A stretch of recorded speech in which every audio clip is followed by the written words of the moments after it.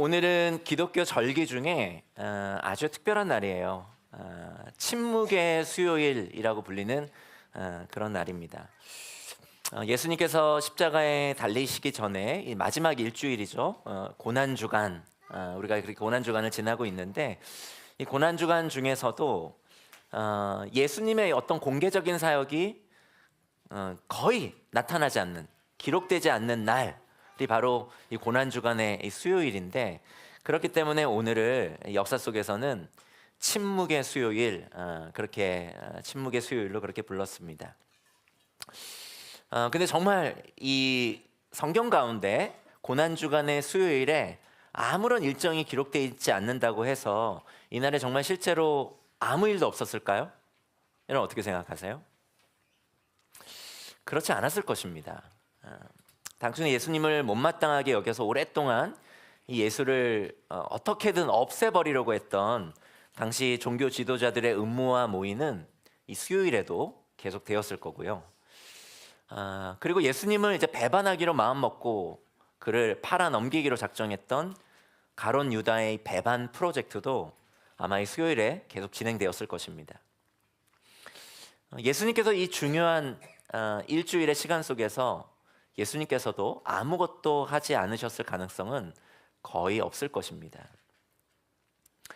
그럼에도 성경은 이 고난주간의 수요일에는 마치 아무 일도 없었던 것처럼 그렇게 기록하고 있어요. 의도적으로 삭제한 것처럼 말이죠. 왜 그랬을까요?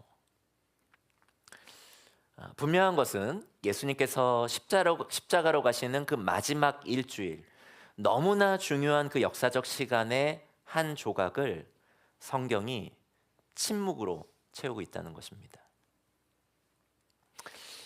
이로 인해 하나님께서 아무것도 하시지 않은 것 같은, 그래서 하나님의 침묵처럼 보이는 이 하루가 온 인류를 구원하시는 하나님의 구원 역사로 이어지는 하나의 디딤돌이 되었다는 거예요. 침묵이, 이 하나님의 침묵이 구원의 여정이 된 것입니다. 하나님의 이 침묵이 부활의 예고편이 된 거예요. 이거는 참으로 놀라운 진리입니다. 심오한 진리예요. 하나님께서는 우리를 향해 가지신 그 놀라운 사랑을 우리가 들을 수 있는 큰 소리로 계속해서 반복해서 빼곡히 일주일을 채우지 않으시고 오히려 고난주간의 한복판을 침묵으로 역사 속에 새기셨다라고 하는 것입니다. 근데 이것이 우리에게 이제 현실 속에서 적용되면 이거는 우리에게 너무나 고통스러운 현실이 되죠. 하나님께서 아무것도 하시지 않는 것 같은 순간, 버려진 느낌, 아무리 기도해도 계속해서 거절되는 기도들, 하나님과 완전히 단절된 것 같이 느껴지는 하루하루를 산다는 것은 정말 견디기 힘든 고통입니다. 근데 우리보다 앞서서 하나님의 침묵을 겪어내신 분이 계세요. 그분이 바로 예수님입니다. 오늘 침묵의 수요일을 지나고 이제 내일이죠. 고난주간의 이제 목요일 그 끝자락, 그 금요일 자정 즈음에 예수님께서는 겟세마네라고 하는 곳에서 하나님 아버지께 간절히 기도하시게 됩니다. 하지만 그 겟세마네 동산에서 어쩌면 예수님의 일생에 가장 간절한 기도가 드려지는 그 순간에 하나님은 침묵하세요. 예수님은 수차례 그 기도를 반복하여 간절히 기도하셨지만 하나님은 그 기도를 끝내 응답하지 않으십니다. 그리고 예수님의 기도는 끝내 거절되죠. 침묵의 수요일인 오늘 그 고통스러운 하나님의 침묵을 경험했던 그 겟세마네 동산에서 예수님의 그 기도의 장면을 오늘 우리 함께 좀 나눴으면 좋겠습니다. 우리 함께 마태복음 26장 36절에서 46절까지를 제가 한 절 여러분이 한 절 그렇게 번갈아 교독하여 읽도록 할게요. 제가 먼저 읽겠습니다. 그때 예수께서 제자들과 함께 겟세마네라고 하는 곳에 가서 그들에게 말씀하셨다. 내가 저기 가서 기도하는 동안에 너희는 여기 앉아 있어라. 그리고 베드로와 세베대의 두 아들을 데리고 가서 근심하며 괴로워하기 시작하셨다. 그때 예수께서 그들에게 말씀하셨다. 내 마음이 괴로워 죽을 지경이다. 너희는 여기에 머무르며 나와 함께 깨어 있어라. 예수께서는 조금 더 나아가서 얼굴을 땅에 대고 엎드려서 기도하셨다. 나의 아버지, 하실 수만 있으시면 이 잔을 내게서 지나가게 해주십시오. 그러나 내 뜻대로 하지 마시고 아버지의 뜻대로 해주십시오. 그리고 제자들에게 와서 보시니 그들은 자고 있었다. 그래서 베드로에게 말씀하셨다. 이렇게 너희는 1시간도 나와 함께 깨어 있을 수 없느냐? 시험에 빠지지 않도록 깨어서 기도하여라. 마음은 원하지만 육신이 약하구나. 예수께서 다시 2번째로 가서 기도하셨다. 나의 아버지, 내가 마시지 않고서는 이 잔이 내게서 지나갈 수 없는 것이면 아버지의 뜻대로 해주십시오. 예수께서 다시 와서 보시니 그들은 자고 있었다. 그들은 너무 졸려서 눈을 뜰 수 없었던 것이다. 예수께서는 그들을 그대로 두고 다시 가서 또다시 같은 말씀으로 3번째로 기도하셨다. 그리고 제자들에게 와서 그들에게 말씀하셨다. 이제 남은 시간은 자고 쉬어라. 보아라, 때가 이르렀다. 인자가 죄인들의 손에 넘어간다. 함께 읽겠습니다. 일어나서 가자. 보아라, 나를 넘겨줄 자가 가까이 왔다. 저와 여러분들은 우리 인간은 유한한 존재입니다. 연약함과 한계를 가진 존재가 인간이에요. 이 세상에 존재하는 동물들 가운데 홀로 출산할 수 없는 거의 유일한 존재가 인간이라고 합니다. 하지만 인간은 자신의 연약함과 무력함을 쉽게 인정하지 않습니다. 오히려 무한한 능력과 가능성을 쟁취할 수 있다고 확신하며 투쟁하죠. 사실 인간사는 바로 그런 투쟁의 역사이기도 합니다.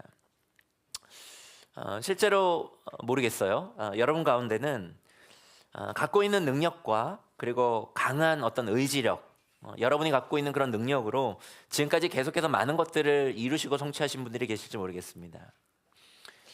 그래도 무엇이든지 내가 마음 먹으면, 내가 하겠다고 한다면 내가 그것들을 얻을 수 있다라고 하는 어떤 자신감으로 가득 차 있는 분들도 여러분 가운데 혹시 계실지 모르겠어요. 하지만 모든 것 할 수 있다라고 하는 그런 자신하는 사람들조차도 사실 자신의 가슴 한복판에 그 생을 유지시키는 심장 박동을 단 1분도 멈출 수 있는 사람은 우리 중에 아무도 없습니다. 자신의 몸인데도 말이죠. 어쩌면 하나님께서 일부러 인간의 의지와 인간의 통제로 움직일 수 없는 그 심장을 인간의 가슴 복판에 넣어두신 분명한 이유가 있을 것이라 생각합니다. 우리 인간은 스스로 태어날 수도 우리 가슴 한복판에 있는 이 심장 박동을 단 1분도 멈추게 할 수 없는 그런 유한한 존재라는 것을 어쩌면 하나님께서는 우리의 존재에 깊이 박아두셨는지 몰라요. 사실 정말 생각해 보면요, 우리 인생에서 정말 중요한 여러 조건들은 사실 우리가 선택할 수 있거나 마음대로 할 수 없는 것들입니다. 여러분들 가운데 태어난 날을 정한 사람 아무도 없고요. 여러분들의 부모, 우리가 속한 나라와 민족, 성별, 타고난 어떤 재능, 은사, 능력과 기질, 어떤 것도 사실 우리가 선택할 수 없었던 것들입니다. 그 모든 것들은 다 우리에게 주어진 거죠. 우리가 우리의 능력과 노력으로 쟁취하고 얻은 것은 제가 언급한 나열한 이 모든 것 가운데 사실 아무것도 없습니다. 이것만 우리가 생각해 보아도 우리가 얼마나 유한한 존재인지, 주어진 것으로 삶을 시작하고 유지할 수밖에 없는 그런 유한한 한계 가득한 존재인지 우리는 인정할 수밖에 없죠. 그럼에도 불구하고 우리는 너무나 어리석게 그것을 종종 잊고 살 때가 너무나 많습니다. 특히 어떤 성취가 계속되면요, 우리의 삶 속에서 어떤 안정되고 무언가 계속해서 성취와 열매들이 가득 맺혀지게 되면 우리는 우리 자신이 연약한 존재인다라고 하는 사실을 잃어버리고 우리 자신이 어떤 대단한 존재인 것으로 그렇게 착각하고는 합니다. 사실 오늘 본문의 베드로와 그 제자들이 그랬어요. 우리가 조금 전에 읽었던 오늘 마태복음 26장 36절의 바로 앞절인 35절에는 베드로와 제자들이 예수님을 향해 이렇게 장담하고 약속하는 구절이 기록되어 있는데요. 제가 그 구절을 한번 읽어보겠습니다. 오늘 바로 본문의 바로 앞절이에요. 베드로가 예수께 말하였다. 주님과 함께 죽는 한이 있을지라도 절대로 주님을 모른다고 하지 않겠습니다. 그리고 다른 제자들도 모두 그렇게 말하였다. 근데 여기 있는 많은 분들이 잘 아시는 것처럼 제자들은 그들의 장담처럼 예수님과 함께 죽지 못했습니다.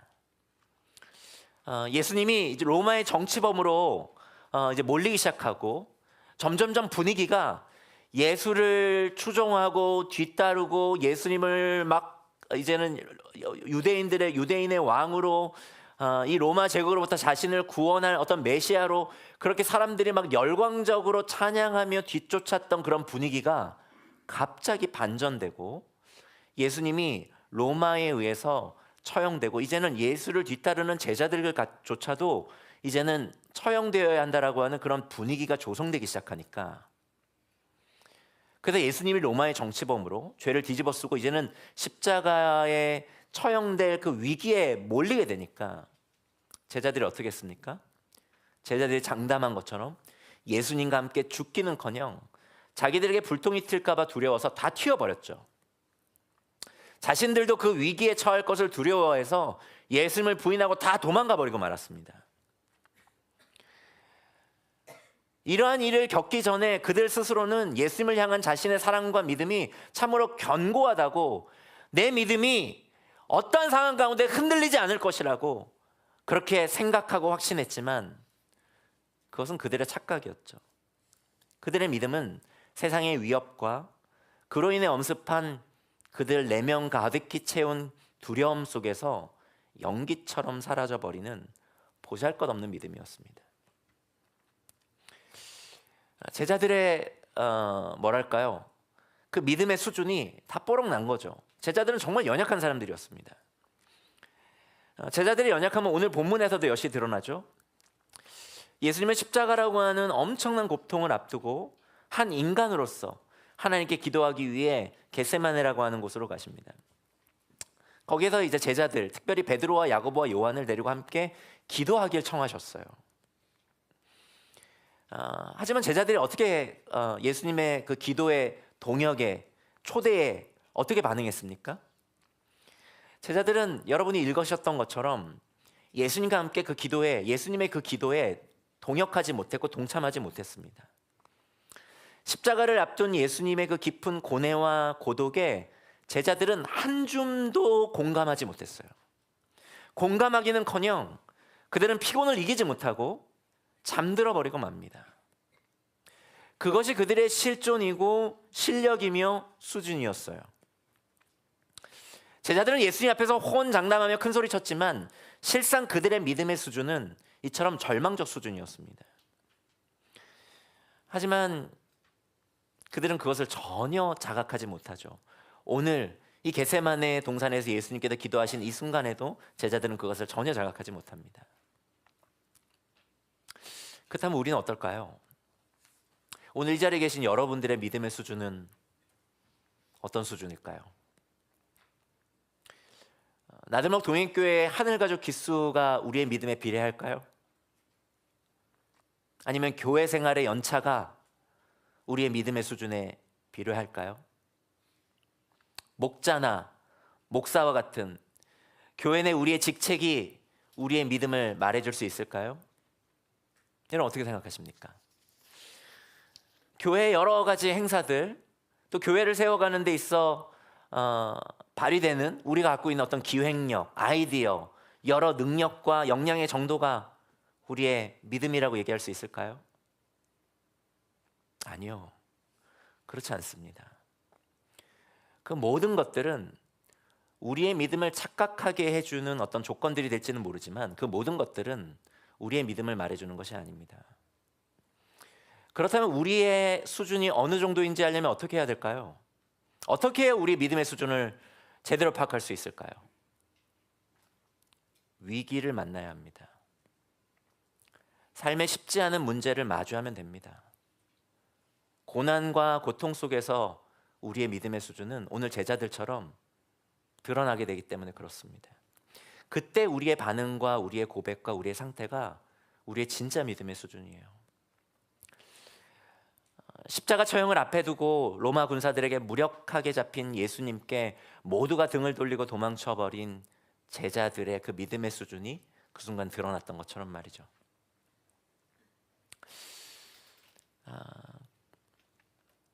그러고 보면 제자들도 정말 자신들이 호언장담했던 것과는 대조적으로 정말 연약한 수준이었고, 오늘 내가 현실 속에서 겪는 고난과 문제 앞에서 당황하고 흔들리는 우리들의 수준들을 보면 우리들이 정말 하나님 앞에 얼마나 연약한 믿음을 가진 존재인가 인정하게 되죠. 그거는 알겠는데 오늘 본문을 보면서 우리가 당혹해 되는 것은 오늘 본문에서 묘사되는 예수님 또한 너무나 나약한 존재처럼 보인다라고 하는 것입니다. 오늘 본문 38절을 보세요. 예수님이 뭐라고 말씀하십니까?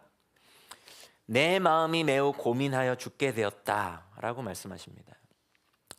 여기에서 고민으로 번역된 이 페릴리포스라고 하는 이 단어는 압도적인 슬픔, 짓눌리는 어떤 고통, 그것을 뜻하는 단어예요.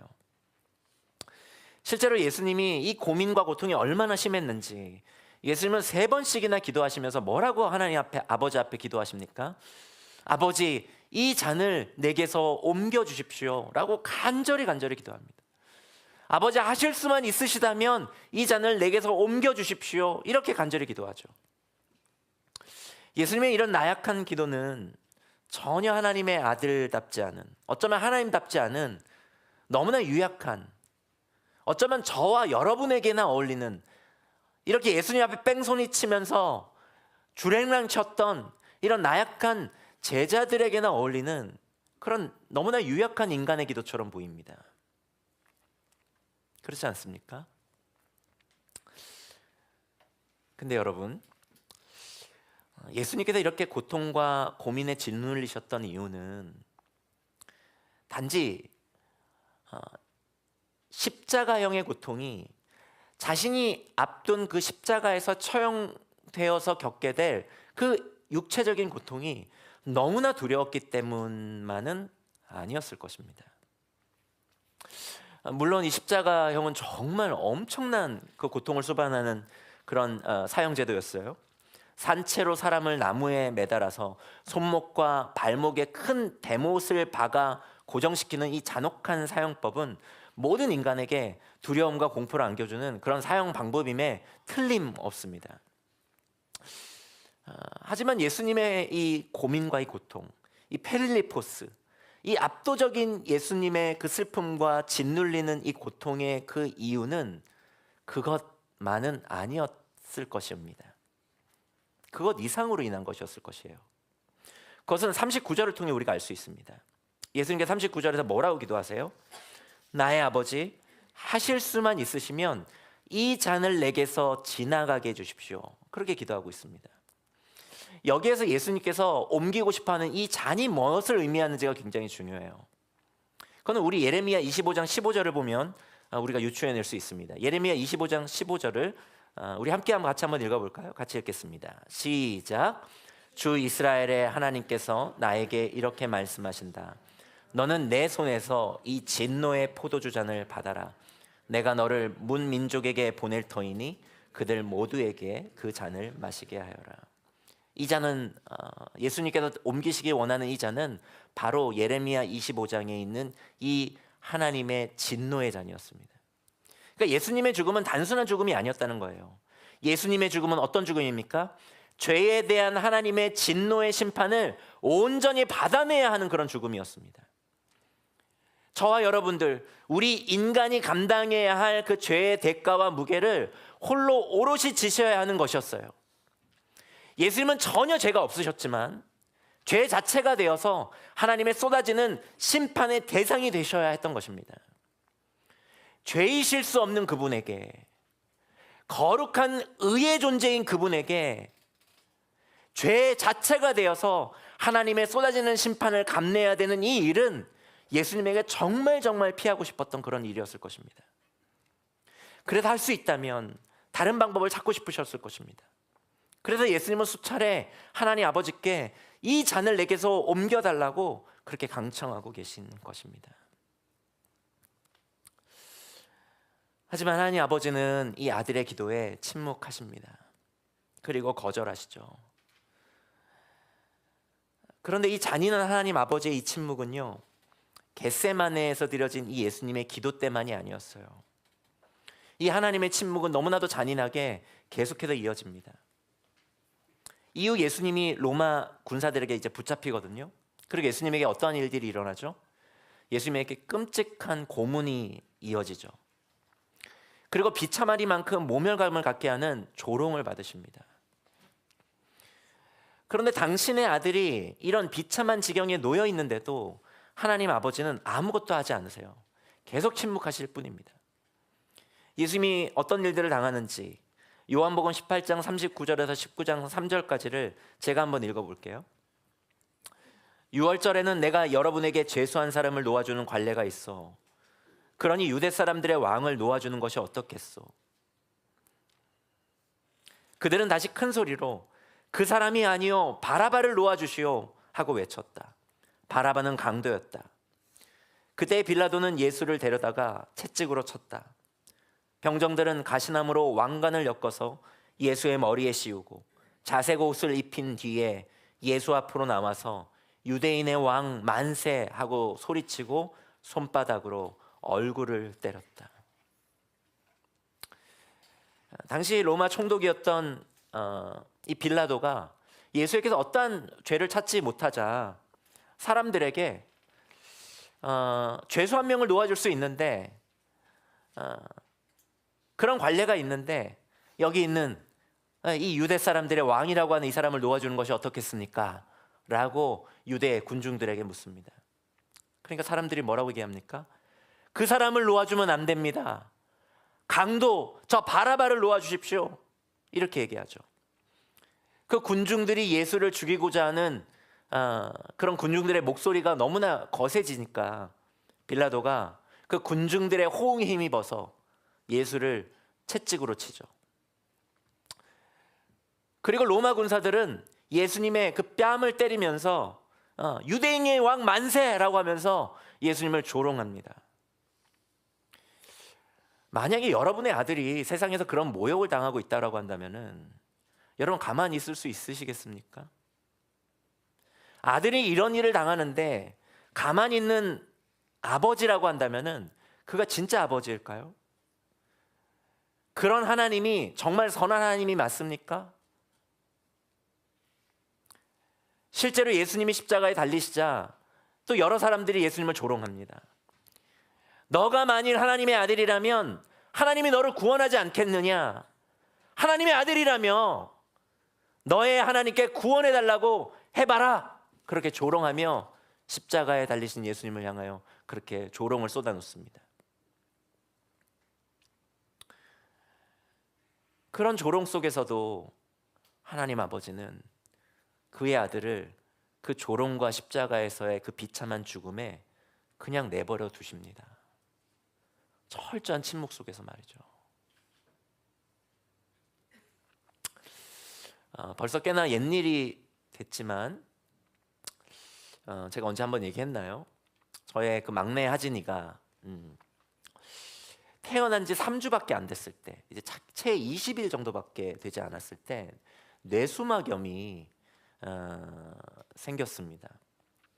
그래서 급히 응급실로 갔던 적이 있었어요. 그 이제 막 갓 태어난 아이 같은 경우는 이렇게 막 염증이 생기거나 뭐 감기에 걸리거나 그렇지 않는데 그때 이제 뇌수막염이 온 거예요. 급성 뇌수막염이 온 거예요. 그래서 급히 응급실에 갔는데 근데 이제 그때 뇌수막염 확진 판정을 받기 전에 이제 여러 검사를 해야 되기 때문에 이 아이에게 먼저 이제 주사 바늘을 뽑아가지고 혈액을 채취하고 뭐 이런 것들을 해야 되죠.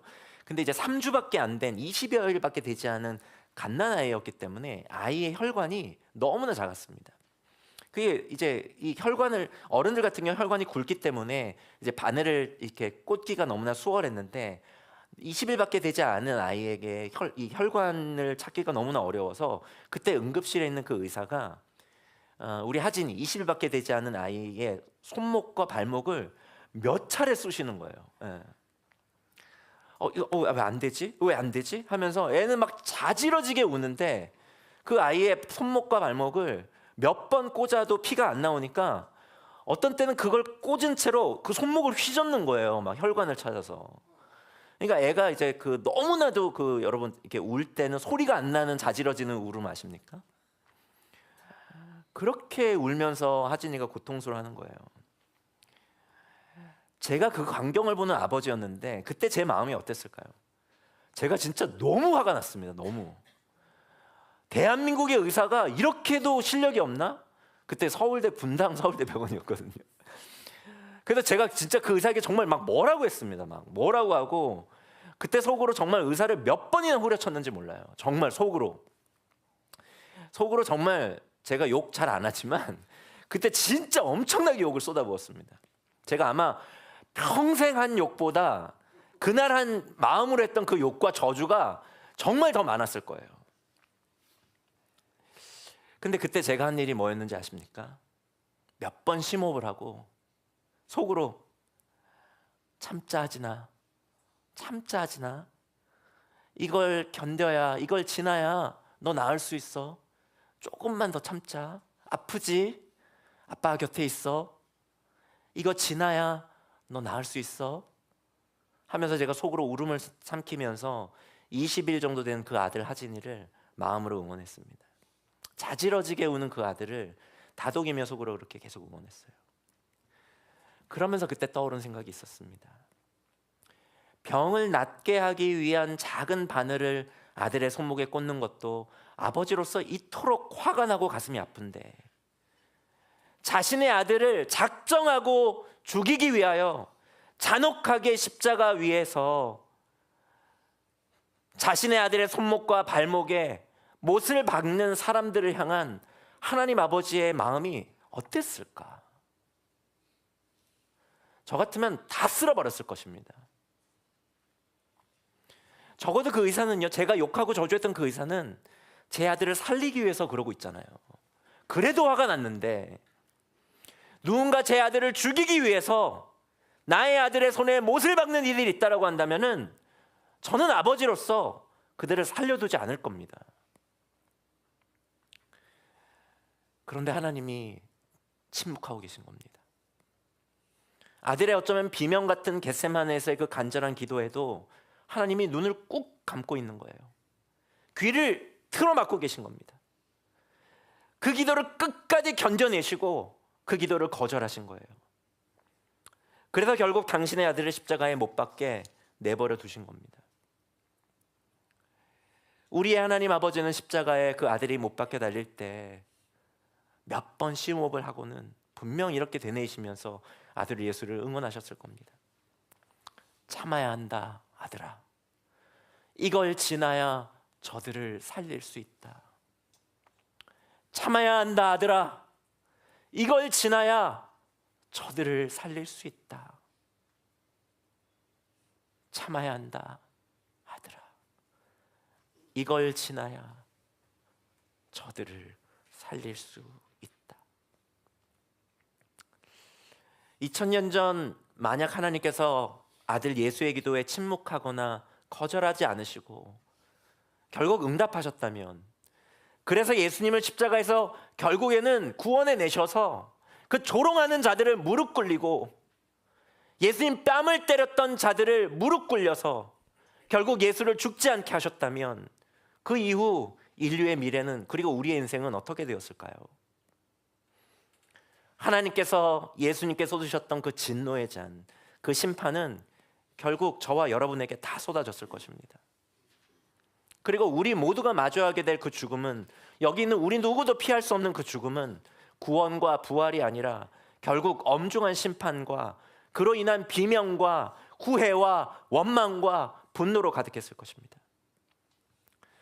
하지만 하나님께서 예수님의 기도에 응답하지 않으시고 결국 그 사랑하는 아들이 십자가에 죽도록 그렇게 내버려 두셨기 때문에 예수 그리스도는 죽음을 지나 부활하실 수 있으셨고, 나아가 그리스도 예수 안에 있는 우리 모두가 겪는 그 모든 죽음은 더 이상 비통과 절망이 아니라 부활로 향하는 문이 된 것입니다. 예수님께서 연약한 인간으로 그 고통을 지나 십자가에서 죽으셨기 때문에, 동일한 인간으로서 그 하나님의 침묵을 그렇게 견뎌내셨던 덕분에 우리와 동일한 연약한 가운데 있는 그런 우리의 모습으로 삶의 자리에서 그 모든 연약함을 견뎌내셨기 때문에 저와 여러분들은 이 땅에서 겪는 죄와 죽음, 그리고 인간으로서 겪는 모든 연약함과 고통의 문제, 그리고 오늘 우리가 겪는 그 하나님의 침묵까지도 견뎌낼 수 있는 것입니다. 극복할 수 있는 것이죠. 그래서 히브리서 2장 17절에서 18절에서는 이렇게 말씀하고 있습니다. 이 구절은 우리 같이 한번 읽어볼까요? 히브리서 2장 17절에서 18절입니다. 같이 읽겠습니다. 시작. 그러므로 그는 모든 점에서 형제 자매들과 같아지셔야만 했습니다. 그것은 그가 하나님 앞에서 자비롭고 성실한 대제사장이 되심으로써 백성의 죄를 대신 갚으시기 위한 것입니다. 그는 몸소 시험을 받아서 고난을 당하셨으므로 시험을 받는 사람들을 도우실 수 있습니다. 이것을 깊이 깨닫게 된 종교개혁자 마틴 루터는 때문에 성경 전체에서 가장 위대한 구절을 마태복음 27장 46절이라고 했습니다. 즉 예수님께서 십자가에 달리셔서 하나님 아버지를 향해 나의 하나님, 나의 하나님, 어찌하여 나를 버리셨나이까? 나의 하나님, 나의 하나님, 어찌하여 나를 버리셨나이까? 라고 하는 이 구절이야말로 성경 전체에서 가장 위대한 구절이다. 마틴 루터는 그렇게 얘기했습니다. 사랑하는 여러분, 하나님은 아들 예수를 십자가에 버려두심으로 그 아들의 간절한 기도에 침묵하시고 거절하심으로 그 아들을 부활의 영광으로 초대하셨습니다. 하나님은 아들 예수의 기도에 침묵하심으로 예수 그리스도 안에 있는 우리 모두를 영원한 하나님 나라의 주인공으로 삼으셨어요. 여러분, 예수님께서 지금 겟세마네에서 기도하셨던 이 순간 예수님에게 가장 큰 유혹은 또 무엇이었을까요?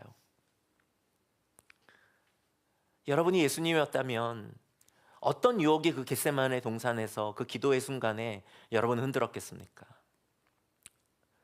분명 신으로서의 자기의 강함을 증명하고자 하는 욕구였을 것입니다. 예수님은 하나님의 아들로서, 하나님의 본체로서 자신을 모욕한 모든 이들에게 복수할 수 있었습니다.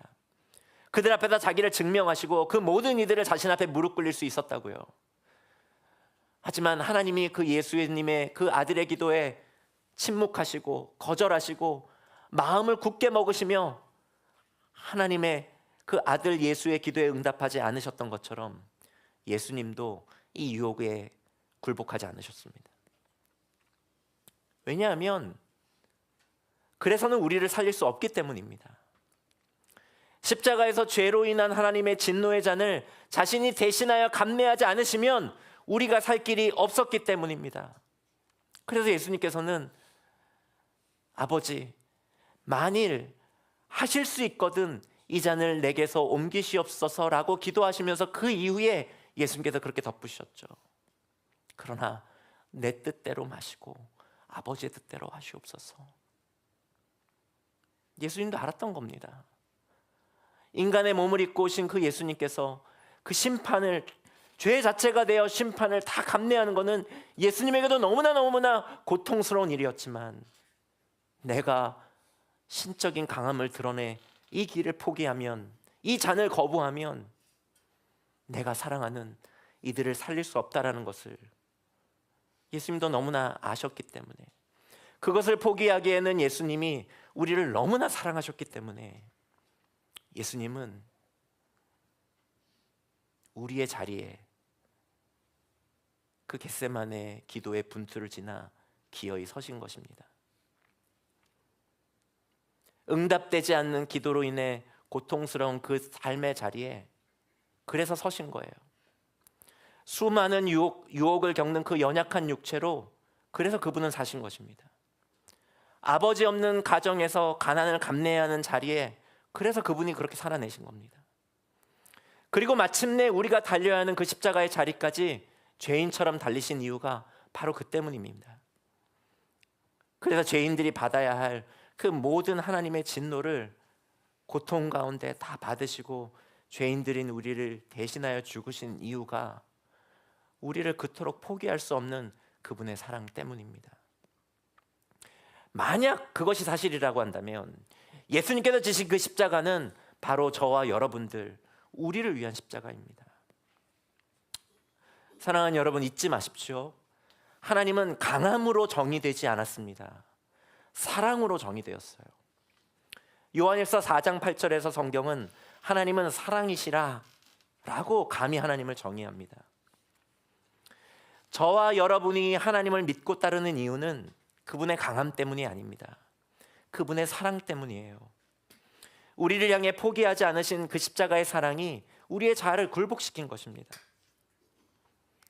예수님의 십자가가 바로 우리를 위한 것임을 우리가 비로소 깨달았기 때문이에요. 이번 주일날 2명의 형제들이 세례를 받습니다. 그 간증문을 아무리 제가 여태까지 세례받았던 그 사람들의 간증문을 아무리 뒤져보아도 그들이 하나님을 쫓는 이유, 그들이 하나님을 받아들인 이유, 그들이 하나님을 믿고 따르는 그 이유는 하나님의 강함 때문이 아닙니다. 물론 우리 하나님은 강하시죠. 우리 하나님은 전능하신 하나님이십니다. 그 모든 사람들이 하나님을 따르는 이유는 자신을 향한 하나님의 사랑이 얼마나 놀라운 사랑인지를 깨달았기 때문입니다. 예수님의 2000년 전 역사 속에 새겨진 그 십자가가 바로 자기를 위한 것임을 그들이 깨달았기 때문에 그들이 예수님을 뒤쫓기 시작했고, 그들이 예수님을 주로 고백하기 시작하고, 그들이 세례를 받기로 결정한 거예요. 여러분, 우리가 이 사랑을 깨닫게 되면 우리는 도망치고 싶고 피하고 싶은 그 자리를 견디게 됩니다. 여러분, 이 사랑이, 이 그리스도의 이 사랑이 하나님의 뜻에 순종하게 하는 근원적 힘이에요. 오늘 예수님께서 어떻게 이 유혹을 견뎌내서 십자가까지 오르는 그 순종을 하실 수 있었을까요? 사랑 때문입니다. 저와 여러분들을 향한, 우리들을 향한 사랑 때문이고 하나님 아버지를 향한 사랑 때문이에요. 마찬가지입니다. 우리가 그리스도를 어떻게 따를 수 있습니까? 그리스도를 따르게 하는 자발적 동기가 무엇입니까? 우리의 의지력이요? 강하신 하나님에 대한 두려움일까요? 아니에요. 바로 그 십자가 위에서 보여주신 그리스도의 사랑이 우리로 하여금 그리스도를 따르게 하는 자발적 동기가 되는 것입니다. 그래서 달라스 유일사들은 이렇게 말했어요. 하나님의 인도를 진지하게 구하는 사람이 절대 잊지 말아야 할 것이 있다. 하나님이 명하시는 일을 모두 하겠다는 강박관념이야말로 하나님이 부르시는 사람이 되지 못하게 막는 장애물일 수 있다. 훌륭한 종의 표현은 단순한 순종이 아니라 사랑이다. 훌륭한 종의 표현은 단순한 순종이 아니라 사랑이다. 사랑이 있으면 자연히 합당한 순종이 따라오게 마련이다. 그 사랑이 여러분을 향합니다. 그리고 그 사랑이요, 지금 여기에 우리 가운데 있습니다. 이 시간 우리가 그 사랑을 깊이 묵상하면서 우리가 이 시간 성찬회에 함께 참여할 거예요. 여러분, 하나님의 말씀을 통해서도 성령께서는 임재하셔서 그 말씀을 깨닫게 하시고 하나님의 말씀을 통하여 우리에게 하나님의 사랑을 알게 하시지만, 우리가 잠시 후에 먹고 나누게 되는 이 주님의 성찬을 통해서 성령은 우리에게 하나님의 사랑이 얼마나 놀라운 사랑인지를 깊이 깊이 깨닫게 하십니다. 우리가 그 하나님의 그 은혜와 사랑을 사모하면서 우리 성찬으로 이 예배를 드리기 시작하며 우리 찬양을 같이 드리십시다. 주님의 시간에 함께 찬양하십시다.